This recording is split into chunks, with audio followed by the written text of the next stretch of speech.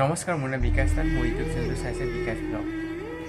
যোৱাকালি এটা ভিডিঅ' বনাইছিলোঁ যিটো ভিডিঅ'ত এখন ফটো সম্প্ৰচাৰ কৰিছিলোঁ যে জয়মালা হাতীৰ ওপৰত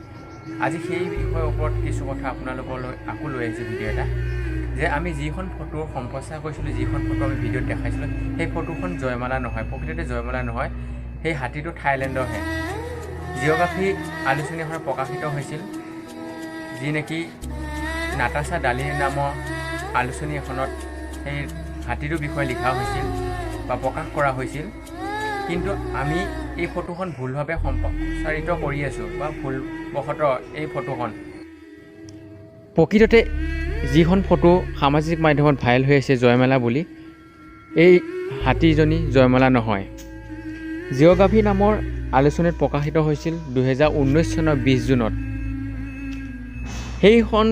এখন আলোচনীত প্ৰকাশিত এই কিতাপখনত থকা এই ফটো কপি এতিয়া সামাজিক মাধ্যমত ভাইৰেল হৈছে জয়মালা বুলি অসমৰ জয়মালা তামিলনাডুত মৰমভাৱে অত্যাচাৰ বা মৰমভাৱে দুৰ্ব্যৱহাৰ হৈ আছে এতিয়া আমি প্ৰশ্ন কৰিব পাৰোঁ যে হাতীয়ে থাইলেণ্ডৰ হওক বা বেলেগ দেশই হওক হাতীৰ ওপৰত নিৰ্মমভাৱে অত্যাচাৰ চলিলে সকলোৱে মাত মাতিবই সকলোৱে মাত মাতাৰ অধিকাৰ আছে এতিয়া এই হাতী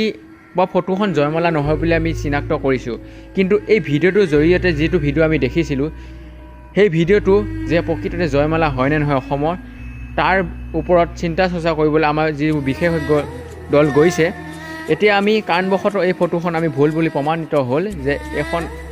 এখন আলোচনীত প্ৰকাশিত এটা ফটোৰ কপিহে 2019 চনৰ 20 জুনৰ